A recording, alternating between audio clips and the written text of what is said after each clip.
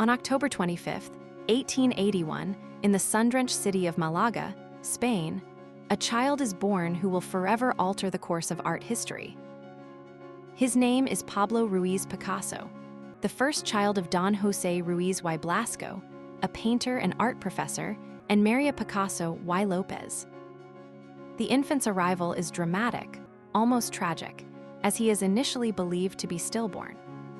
It is his uncle, Dr. Salvador Ruiz, who, blowing cigar smoke into the baby's nostrils, revives him, a breath of life that ignites a nascent genius. His early years are spent in Malaga, a vibrant port city nestled on the Mediterranean coast.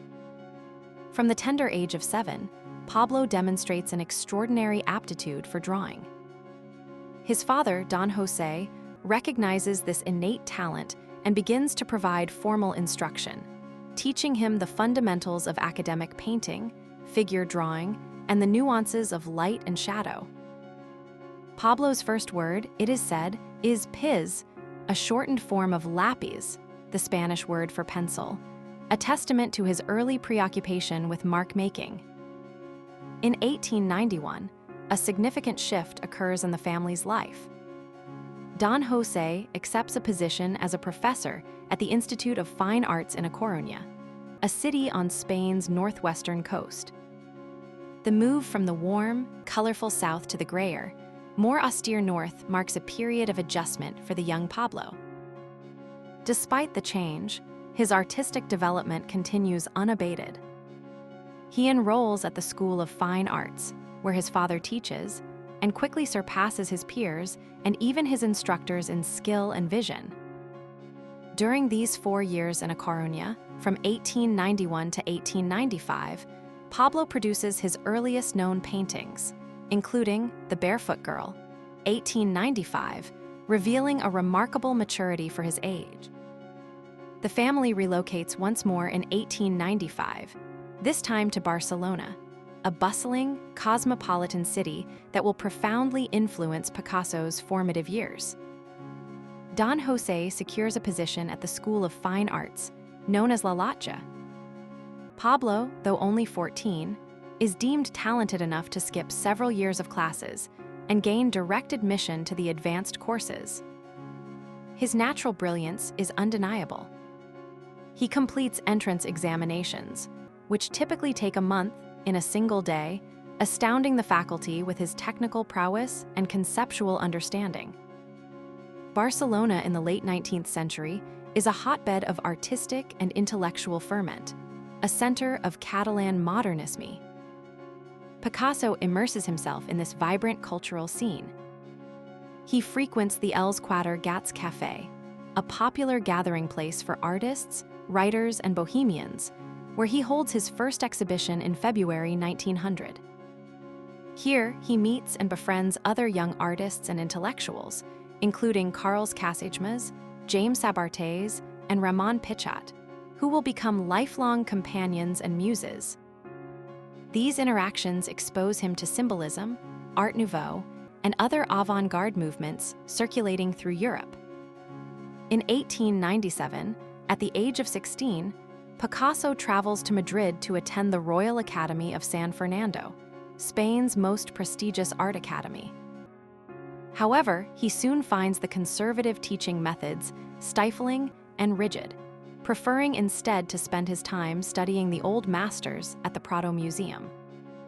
He is particularly captivated by the works of Velázquez, El Greco, and Goya, meticulously copying their techniques and absorbing their dramatic intensity. This period in Madrid, though brief, solidifies his foundation in classical art while simultaneously fueling his desire for artistic innovation. He returns to Barcelona in 1898, disillusioned with formal academia, but enriched by his independent studies. The turn of the century brings a new chapter for Picasso. In October 1900, he makes his first trip to Paris, the undisputed artistic capital of Europe. He travels with his friend Carles Casagemas, eager to experience the city's vibrant art scene firsthand. They live in a small studio on Boulevard de Clichy, provided by the Catalan artist Isidore Nonel. Picasso is immediately drawn to the energy and freedom of the Parisian avant-garde, encountering the works of Impressionists, Post-Impressionists, and Symbolists.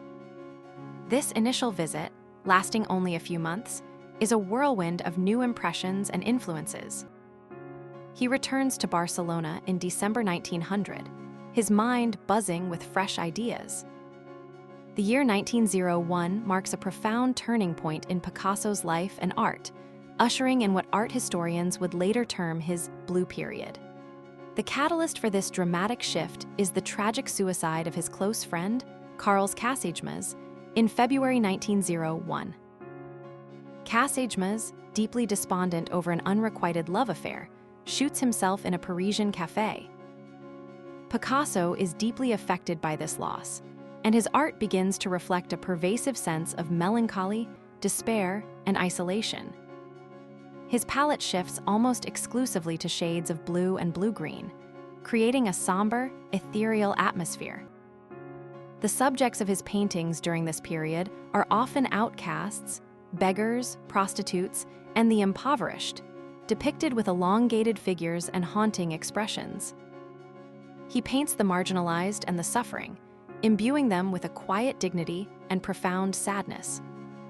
Works like The Death of Casagemas, 1901, directly address his grief, portraying his friend's lifeless body with a stark, emotional intensity. Picasso makes another trip to Paris in May 1901, staying for several months. During this visit, he shares a studio with the Spanish painter Max Jacob. He continues to explore the themes of poverty and human suffering, producing works such as Harlequin and His Companion, 1901, and Woman with a Chignon, 1901. His style, while still rooted in figuration, becomes more expressive, with a heightened sense of emotional depth. He exhibits again at Ambroise Vallard's gallery in Paris in June 1901, a joint show with Francisco Iturrino, which showcases some of his early Blue Period works, though critical reception is mixed. Returning to Barcelona in late 1901, Picasso's Blue Period deepens. He moves into a studio at 17 Riera de Sant Joan, a space that becomes a crucible for his evolving artistic vision. He frequents hospitals and prisons, drawing inspiration from the lives of the sick and the imprisoned. The figures in his paintings become increasingly gaunt and elongated, reminiscent of El Greco's mystical forms. He paints blind figures, mothers with emaciated children, and solitary individuals lost in thought, all rendered in the characteristic cool tones of blue, green, and gray. Important works from this period include The Old Guitarist, 1903, a poignant depiction of a blind, frail musician hunched over his instrument, its form echoing the curves of his body. The painting's limited palette and somber mood perfectly encapsulate the essence of the Blue Period. Another significant piece is La Vie, Life, 1903, a complex allegorical work featuring a naked couple, a mother and child, and a figure resembling Casagemas, all imbued with a sense of existential questioning and veiled sadness. This painting is considered one of the culminating achievements of his Blue Period, a deeply personal exploration of love, loss, and the human condition. Throughout 1902 and 1903, Picasso continues to refine his Blue Period style. He experiments with different surfaces and techniques, sometimes using cardboard or wood panels instead of canvas, and often painting over earlier works, traces of which can sometimes be seen beneath the blue layers. His brushwork becomes more fluid, his forms more sculptural, and his ability to convey profound emotion through color and line grows exponentially. He is not merely depicting sadness, he is embodying it. In 1904, Picasso makes his final move from Barcelona to Paris, settling permanently in the city that will become his home for the greater part of his life. He takes up residence in the Bateau Lavoir, a dilapidated building in Montmartre that serves as a communal studio and living space for a diverse group of artists and writers. This move marks a definitive end to his blue period and the gradual emergence of a new aesthetic, soon to be known as his rose period. The somber blues and greens begin to give way to warmer tones of pink, orange, and red, and his subjects shift from the downtrodden to the vibrant world of circus performers and harlequins. This transition signals a profound psychological and artistic shift, moving from introspection and melancholy towards a more optimistic and playful exploration of humanity. In 1904, Picasso makes his final move from Barcelona to Paris, settling permanently in the city that will become his home for the greater part of his life. He takes up residence in the Bateau Lavoir, a dilapidated building in Montmartre that serves as a communal studio and living space for a diverse group of artists and writers. This move marks a definitive end to his blue period and the gradual emergence of a new aesthetic, soon to be known as his rose period. The somber blues and greens begin to give way to warmer tones of pink, orange, and red, and his subjects shift from the downtrodden to the vibrant world of circus performers and harlequins. This transition signals a profound psychological and artistic shift, moving from introspection and melancholy towards a more optimistic and playful exploration of humanity.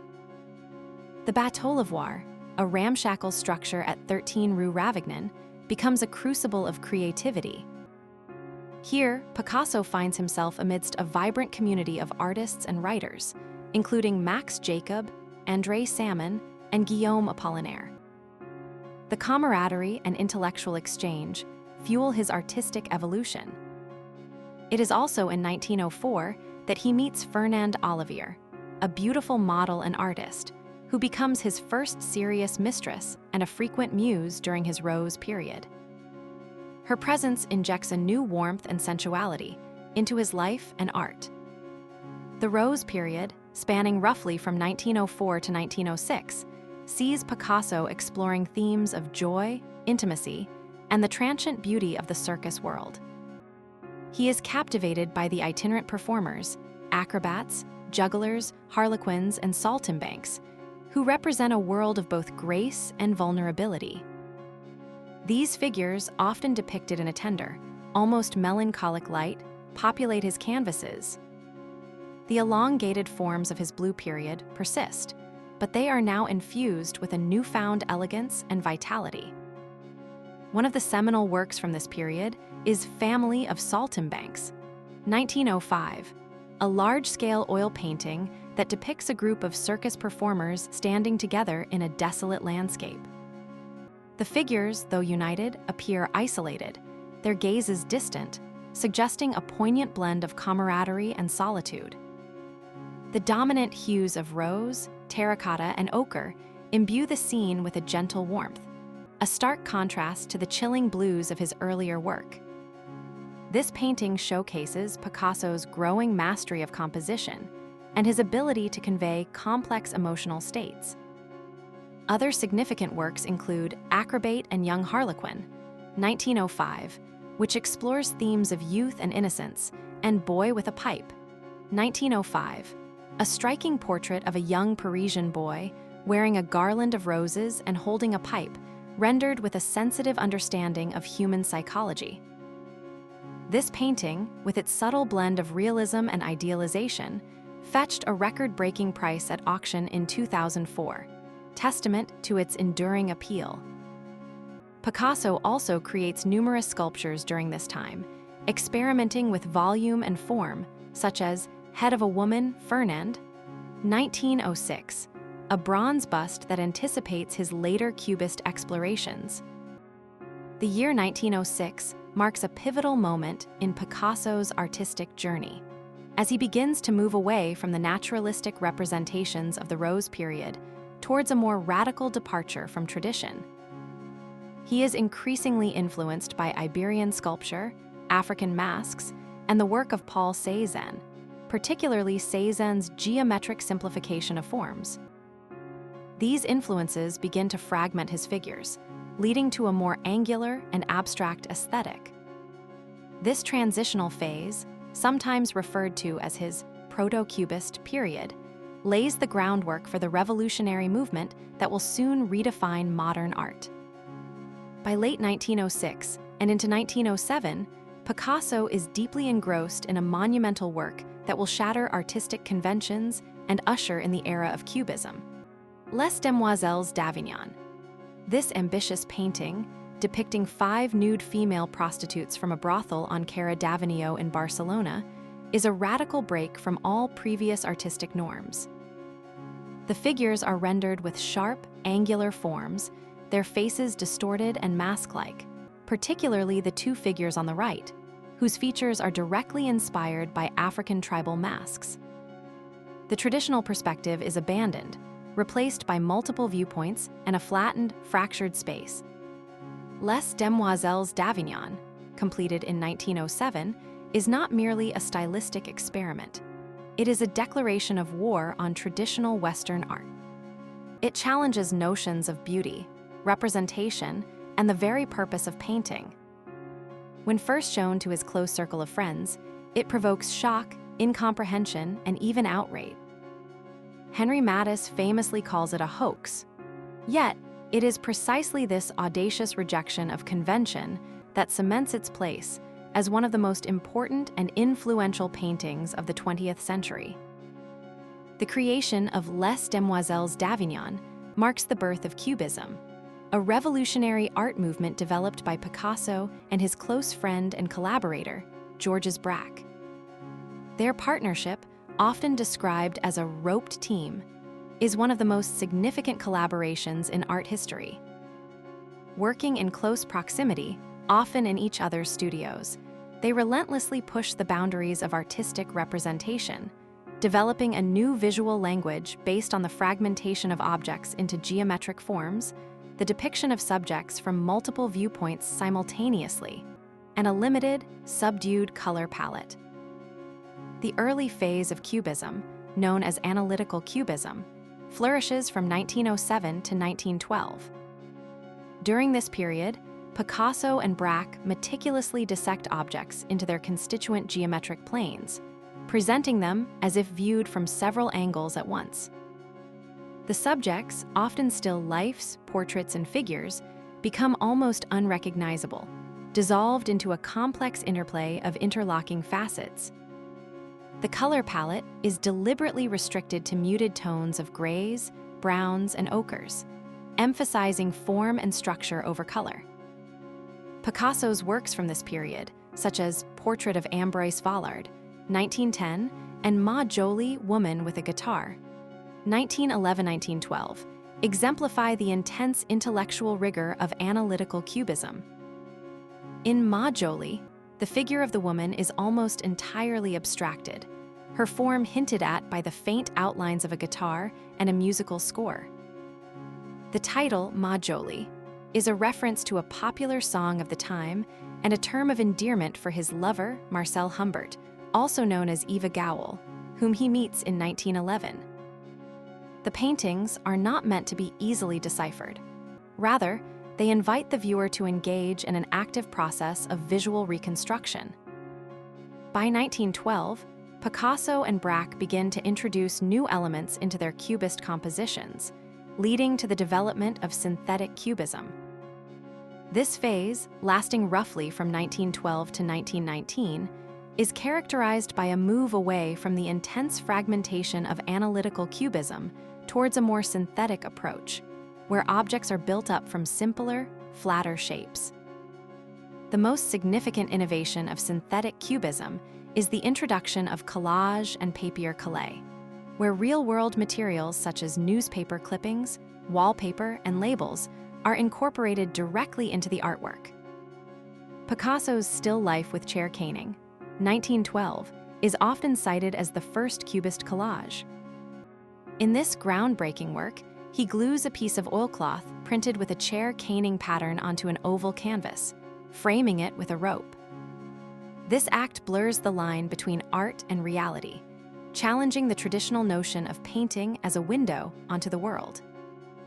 Other notable synthetic Cubist works include Guitar, Sheet Music, and Glass, 1912, and Bottle of Suze, 1912, where fragments of text and everyday objects are integrated into the compositions, creating a playful and often witty dialogue between illusion and reality. The outbreak of World War I in 1914 profoundly impacts Picasso's life and work. Many of his friends, including Braque and Apollinaire, are called to serve in the military, and the close-knit artistic community of Montmartre begins to disperse. Picasso, as a Spanish national, is not conscripted, but the war casts a somber shadow over his creative output. The intense collaboration with Braque ends, and while Picasso continues to work in a Cubist idiom, his style begins to evolve, incorporating more decorative elements and sometimes a return to figuration. During the war years, Picasso's personal life also undergoes significant changes. His relationship with Eva Gowell, who dies tragically from tuberculosis in 1915, deeply affects him. In 1917, he travels to Rome to design sets and costumes for Sergei Diaghilev's Ballets Russes, a collaboration that introduces him to the world of ballet and to his future wife, Olga Koklova, a Russian ballerina. This period marks a shift in his social circle, moving from the bohemian artists of Montmartre to the more formal world of high society. Picasso marries Olga Koklova in 1918, a union that brings a period of relative stability and a return to more classical styles in his art, often referred to as his neoclassical period. While he continues to experiment with Cubism, he also produces numerous portraits of Olga and their son, Paulo, born in 1921, rendered in a surprisingly traditional, even academic manner. Works like Olga in an Armchair, 1918, and Paulo as Harlequin, 1924, showcase his remarkable versatility and his ability to master diverse artistic languages. This return to classicism is not a rejection of Cubism, but rather an expansion of his artistic vocabulary, demonstrating that he could paint in any style he chose. The 1920s are a period of immense creative ferment for Picasso. He continues to oscillate between Cubism and neoclassicism, exploring both abstract and figurative modes simultaneously. He also begins to engage with the burgeoning Surrealist movement, which officially launches with André Breton's Manifesto of Surrealism in 1924. While Picasso never formally joins the Surrealist group, his work from this period often shares their interest in the unconscious, dreams, and the irrational. His figures become more distorted, monstrous, and sexually charged, reflecting a deeper psychological exploration. His relationship with Olga becomes increasingly strained, and in 1927, he meets Marie Therese Walter, a young French woman who becomes his secret mistress and muse. Their affair, kept hidden from Olga for many years, inspires a series of sensuous and often vibrant paintings and sculptures.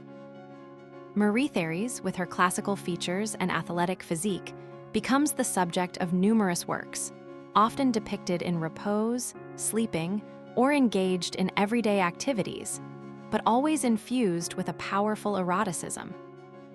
Works like Dream, Le Rêve, 1932, a portrait of Marie Therese sleeping, and Girl Before a Mirror, 1932, a complex and richly symbolic painting exploring themes of identity and transformation, are emblematic of this period.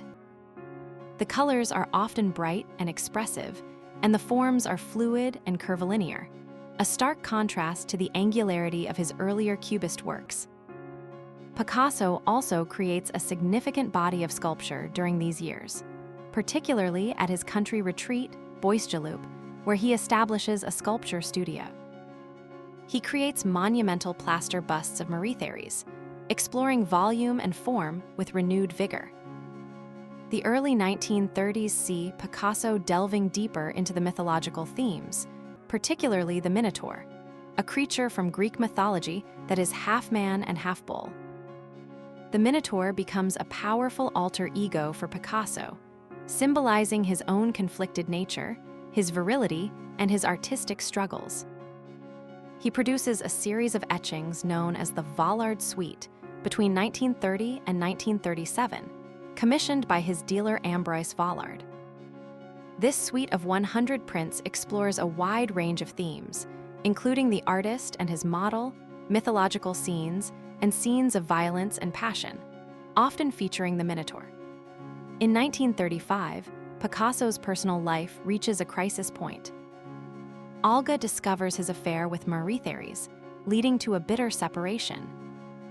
Around the same time, Marie Therese gives birth to their daughter, Maya, in September 1935. This tumultuous period is reflected in his art, which becomes increasingly dark and violent. He produces a series of drawings and prints depicting weeping women and monstrous figures, expressing his emotional turmoil and the breakdown of his domestic life. His famous poem, The Dream and Lie of Franco, a satirical and scathing attack on the Spanish dictator, is also produced in 1937, highlighting his growing political engagement. As the political climate in Spain deteriorates with the outbreak of the Spanish Civil War in July 1936, Picasso, a staunch anti-fascist, becomes increasingly vocal in his opposition to the nationalist forces led by General Francisco Franco. He is appointed director of the Prado Museum by the Republican government, a largely honorary position, but one that signifies his allegiance. The brutal realities of the war begin to permeate his artistic consciousness. The catalyst for one of Picasso's most powerful and enduring works comes in April 1937. On April 26, 1937, the small Basque town of Guernica is subjected to a devastating aerial bombing raid by Nazi German and fascist Italian air forces, at the behest of Franco's nationalists. The attack, targeting civilians, is a horrific act of modern warfare, reducing the town to rubble and causing widespread death and destruction. News of the bombing profoundly shocks Picasso. He is already engaged in creating a mural for the Spanish Pavilion at the 1937 Paris International Exposition, commissioned by the Spanish Republican government. The bombing of Guernica provides him with a powerful and urgent subject. He abandons his initial ideas and, with a furious intensity, begins work on a monumental canvas that will become a searing indictment of war and brutality. Working in his studio on Rue des Grands Augustins in Paris, Picasso labors for weeks, producing numerous preliminary sketches and studies. The painting, measuring 3.49 meters, 11 feet 5 inches, tall and 7.76 meters, 25 feet 6 inches wide, is executed in a stark, monochromatic palette of black, white, and grays, evoking the grim reality of newspaper photographs and the somber mood of tragedy. He incorporates elements of Cubism, Surrealism, and his own unique visual language to create a powerful and emotionally charged tableau. Guernica, completed in June 1937, depicts the suffering of people and animals ravaged by violence and chaos. Distorted figures, including a screaming horse, a bull, a mother holding her dead child, and a fallen warrior, are rendered with agonizing expressions of terror and despair. A light bulb, resembling an eye, illuminates the scene, suggesting both a witness to the horror and a symbol of false hope. The fragmented forms and jagged lines convey the shattering impact of the bombing, while the lack of color amplifies the sense of devastation. The painting is a universal symbol of the atrocities of war, a cry against fascism, and a timeless testament to human suffering. It is a work of immense power and emotional resonance, a visual manifesto against violence. Guernica is unveiled at the Spanish Pavilion in Paris, drawing both awe and controversy, but its message resonates globally, solidifying Picasso's reputation as an artist deeply engaged with the political turmoil of his time. The Spanish Civil War concludes in 1939 with Franco's victory, ushering in a long period of dictatorship and forcing many Spanish intellectuals and artists into exile. Picasso, remaining in France, becomes a symbolic figure of resistance. As World War II erupts in September 1939, Picasso chooses to stay in Paris, despite the dangers of the impending Nazi occupation. He continues to work tirelessly in his studio on Rue des Grands Augustins, a space that becomes a sanctuary and a silent protest. During the occupation, his art often takes on a darker, more somber tone, reflecting the oppressive atmosphere. He paints still lifes of skulls, candles, and dead animals, symbols of death and scarcity. His portraits from this period, such as Woman in an Armchair, 1941, featuring his then-lover Dora Maar, are characterized by angular forms, muted colors, and expressions of anxiety and suffering. Dora Maar, a surrealist photographer and painter, becomes a significant figure in Picasso's life from 1936 to 1944. She is a witness to the creation of Guernica and documents its progress through a series of photographs. Her intellectual intensity and melancholic beauty inspire a series of powerful and often anguished portraits, famously including The Weeping Woman, 1937, a direct descendant of the suffering depicted in Guernica. Their relationship is intense and tumultuous, marked by creative collaboration and emotional turmoil. Picasso's studio during the war becomes a hub for artists and intellectuals, a place where resistance can be quietly cultivated through art and conversation. He famously receives German officers who visit his studio, and when presented with a postcard of Guernica, he reportedly responds, "Did you do that?" A defiant act of artistic ownership and political condemnation. He is forbidden to exhibit his work publicly by the Nazi regime, which deems it degenerate art. But he continues to produce an astonishing volume of paintings, drawings, and sculptures, working in secret. His bronze sculptures from this period, often made from found objects, are particularly striking. Man with a Lamb, 1943. A powerful and compassionate image of a man carrying a sacrificial lamb becomes a symbol of humanity amidst the brutality of war. In 1943, Picasso meets François Gilot, a young art student and painter who is 40 years his junior. Their relationship marks a new chapter in his personal and artistic life. François, with her strong will and independent spirit, brings a renewed sense of energy and color back into his work. Their affair begins while he is still with Dora Maar, leading to a complex and emotionally fraught period. Dora Maar, already prone to depression, suffers greatly from the end of their relationship, eventually having a nervous breakdown. The liberation of Paris in August 1944 brings an outpouring of relief and celebration. Picasso, who has remained steadfast in the city throughout the occupation, is hailed as a hero. He publicly declares his membership in the French Communist Party in October 1944, a decision that generates considerable debate but aligns with his long-held anti-fascist convictions and his commitment to social justice. He believes that communism offers a path to a more equitable society, a conviction he holds for many years, despite growing disillusionment with the Soviet Union in later decades. With the war over, Picasso's art undergoes another transformation. He moves away from the somber tones of the occupation years and embraces a more optimistic and colorful palette. His relationship with François Gilot blossoms, and they have 2 children together, Claude, born in 1947, and Paloma, born in 1949. The family settles in the south of France, first in Valoris, a pottery town, and later in Cannes. This move to the Mediterranean coast inspires a new lightness and joy in his work. The themes of family, nature, and the simple pleasures of life become prominent. The late 1940s and 1950s are a period of immense productivity and experimentation for Picasso. He becomes deeply involved in ceramics, an art form he explores with characteristic vigor and innovation. In 1946, he visits the Madeira pottery in Valoris and is immediately captivated by the medium.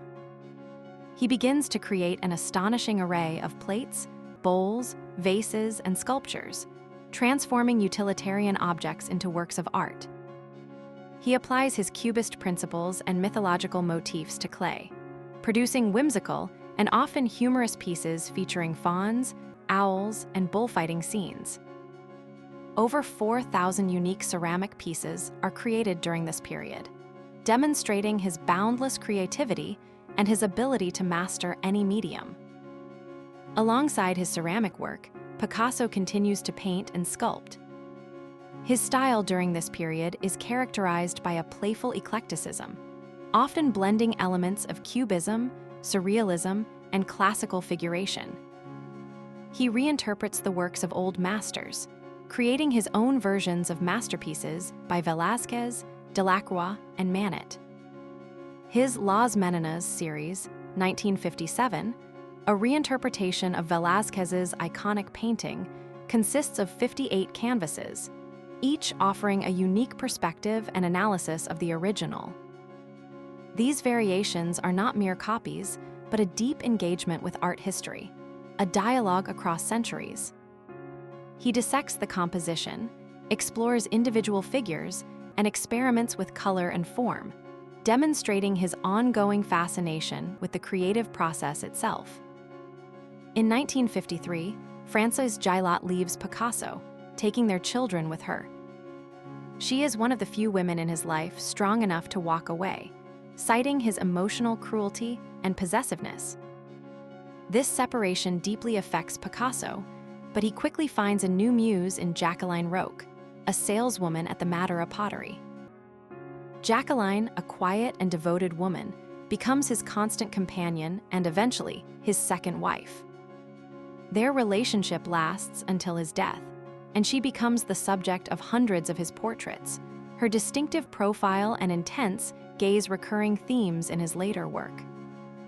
The 1950s also see Picasso's increasing fame and wealth. He is a global celebrity, his every move and artwork scrutinized by the public and critics alike. He moves into La Californie, a grand villa in Cannes, in 1955, where he establishes vast studios filled with his burgeoning collection of art and artifacts. The villa, with its panoramic views of the Mediterranean, becomes a backdrop for many of his later works. He continues to explore themes of the artist and model, bullfighting, and mythological creatures, often incorporating elements of his daily life into his art. His paintings become increasingly vibrant and expressive, with bold brushstrokes and a heightened sense of theatricality. Picasso's political engagement continues, albeit with a more nuanced approach.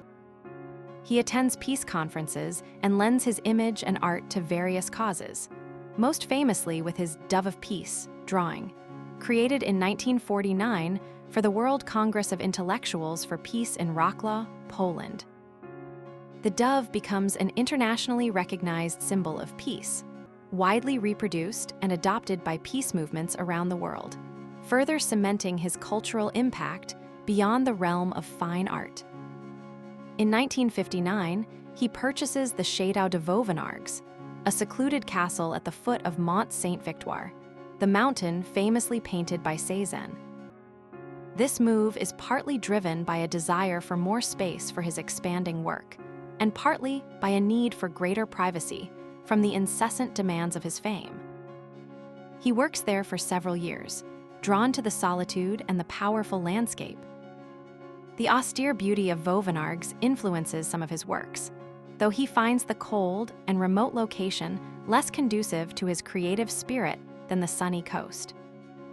By the early 1960s, Picasso is in his late 70s, but his creative energy remains undiminished. He continues to paint, sculpt, draw, and print with an almost frenetic pace, constantly pushing the boundaries of his own artistic language. His relationship with Jacqueline Roque deepens, and they marry in 1961, a quiet civil ceremony in Vallauris. Jacqueline becomes an increasingly dominant presence in his art, depicted in various guises, from an odalisque to a sphinx, always with a profound sense of devotion and intimacy. In 1961, seeking even greater privacy and a more suitable environment for his later years, Picasso makes his final move to Notre-Dame-de-Vie in Mougins, France, a sprawling estate overlooking the Bay of Cannes. In 1961, seeking even greater privacy and a more suitable environment for his later years, Picasso makes his final move to Notre-Dame-de-Vie in Mougins, France, a sprawling estate overlooking the Bay of Cannes. Here, at the age of 80, he orchestrates his existence with a renewed intensity, transforming the villa into a fortress of creativity, a sanctuary from the relentless demands of the outside world. He lives with Jacqueline Roch, his devoted wife, who meticulously manages his household and fiercely protects his privacy, becoming the gatekeeper to the legendary artist. The property itself, with its ancient olive trees, terraced gardens, and commanding views, offers a tranquil yet inspiring setting for his final chapter. He works in multiple studios within the estate, each dedicated to different mediums, one for painting, another for sculpture, and still another for printmaking. The 1960s mark a period of extraordinary output, a final surge of creative energy that defies his advancing age. Picasso, now a living legend, feels an urgent need to consolidate his legacy, to explore every artistic avenue with an almost obsessive fervor. His health, while generally robust for his age, begins to show signs of wear, but his mind remains as sharp and restless as ever. He continues to paint with a youthful audacity, his brushstrokes becoming bolder, his colors more vibrant, and his forms increasingly expressive. The themes of love, desire, death, and the artist's struggle with his own mortality become central to his work. Jacqueline Roch remains his primary muse, appearing in countless portraits, her distinctive profile and dark, almond-shaped eyes becoming iconic. He depicts her as a goddess, a sphinx, a reclining odalisque, always with a profound sense of intimacy and reverence, a testament to her unwavering presence in his life. His artistic output during this period is characterized by a return to figurative representation, albeit filtered through his unique cubist and surrealist lens. He embarks on monumental series, reinterpreting masterpieces by artists like Rembrandt, Goya, and Degas, engaging in a profound dialogue with art history. These variations are not merely copies but radical reinterpretations, where he dissects, deconstructs, and reconstructs the original works, infusing them with his own artistic language and personal mythology. The Musketeers series, which he begins in the late 1960s, becomes particularly prominent. These flamboyant, swashbuckling figures, often with exaggerated features and elaborate costumes, embody a playful yet poignant reflection on masculinity, power, and the artist's own virility in old age. They are often depicted engaged in revelry, duels, or seduction, a vivid exploration of human drama. Printmaking, particularly etching and aquatint, becomes another dominant medium during these years. He works tirelessly with master printers, producing an astonishing number of plates, often in intense bursts of creativity that last for days. The 347 series, created between March and October 1968, is a monumental achievement, a testament to his boundless imagination and technical mastery. This vast collection of etchings explores a dizzying array of themes, including eroticism, the artist and his model, circus performers, bullfights, and mythological scenes. It is a deeply personal and often provocative exploration of his inner world, a raw and unfiltered outpouring of his subconscious desires and anxieties. The series is characterized by its audacious imagery, its blend of humor and pathos, and its unflinching gaze at the human condition. Picasso, now in his late 80s, uses these prints to reflect on his life, his relationships, and his enduring fascination with the creative act itself. The world outside Notre Dame de Vi continues to evolve, but Picasso remains largely secluded, focused intently on his work. He rarely leaves the estate, preferring the solitude of his studios and the company of Jacqueline and a small circle of trusted friends and assistants. His fame, however, only grows exponentially. Major retrospectives of his work are mounted around the globe, cementing his status as the most influential artist of the 20th century. In 1966, an exhibition at the Grand Palais and Petit Palais in Paris celebrates his 85th birthday, drawing unprecedented crowds and reaffirming his cultural dominance. Critics and scholars continue to grapple with the sheer volume and diversity of his output, attempting to categorize and understand the myriad phases of his artistic journey. Despite his seclusion, Picasso remains acutely aware of the world's events, even if he chooses not to engage directly. The political turbulence of the late 1960s, including the student protests of May 1968 in France, resonates with his lifelong commitment to social justice, though his overt political statements become less frequent. His art, however, continues to speak volumes, often through its sheer defiance of convention and its celebration of freedom of expression. He is a steadfast opponent of the Franco regime in Spain, refusing to return to his homeland until democracy is restored. His iconic Guernica remains in the Museum of Modern Art in New York, a powerful symbol of protest, with Picasso stipulating that it should not return to Spain until liberty is re-established. As the 1970s begin, Picasso enters his 9th decade, his creative drive showing no signs of abatement. He continues to draw, paint, and sculpt with an astonishing vigor, his hands, though gnarled by age, still capable of producing works of immense power and delicacy. His vision, however, begins to decline, and he experiences periods of fatigue, but his spirit remains indomitable. Jacqueline Roque remains his devoted companion, shielding him from intruders and ensuring his uninterrupted focus on his art. The final years are marked by a profound sense of urgency, an almost desperate need to create, to leave no stone unturned in his artistic exploration. His paintings from this period, often referred to as his last period or late works, are characterized by their raw energy, vibrant colors, and a sometimes brutal honesty. He explores themes of the human body, sexuality, and the act of looking, often with a self-referential quality, as if he is painting his own reflection and experiences. On April 8, 1973, Pablo Picasso dies at the age of 91, at his villa Notre Dame de Vi in Mougins, France, from pulmonary edema and heart failure. He is buried in the grounds of the Château de Vauvenargues, overlooking Mont Saint-Victoire, a site he chose for its solitude and its connection to Cézanne. Jacqueline Roque, devastated by his loss, remains at Notre Dame de Vi until her own death in 1986, fiercely guarding his legacy. The death of Picasso marks the end of an era, but not the end of his influence. His passing reverberates around the world, prompting an outpouring of tributes and reflections on his unparalleled contribution to art.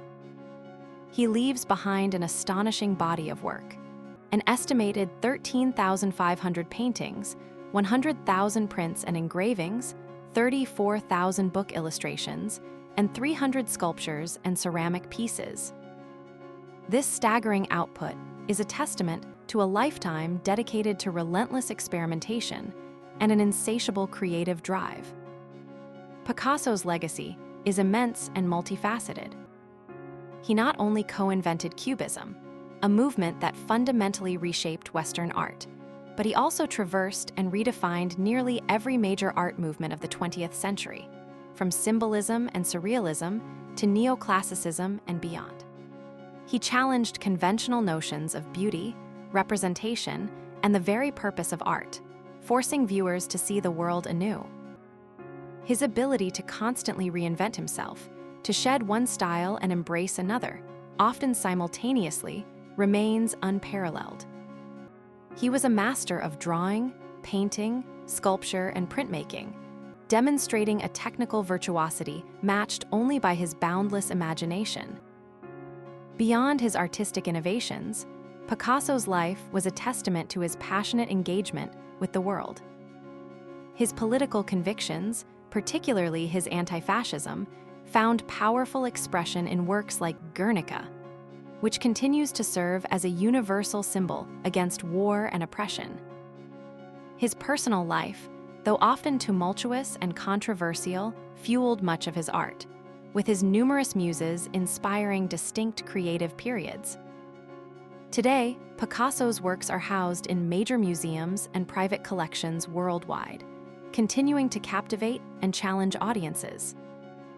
The Musée Picasso in Paris, established in 1985, and the Museu Picasso in Barcelona, opened in 1963, are dedicated to preserving and showcasing his vast oeuvre, offering invaluable insights into his artistic evolution. His market value remains among the highest in the art world, with his paintings regularly setting auction records, reflecting his enduring cultural and financial significance. Pablo Picasso was more than just an artist. He was a force of nature, a revolutionary who shattered conventions and forever expanded the possibilities of art. His relentless pursuit of new forms, his fearless experimentation, and his profound engagement with the human condition ensured that his impact would extend far beyond his lifetime. He taught us that art is not merely a reflection of reality, but a powerful means to interpret, distort, and ultimately transform it. His immortal legacy continues to inspire, provoke, and challenge artists and audiences alike, ensuring his place as one of the most towering figures in the history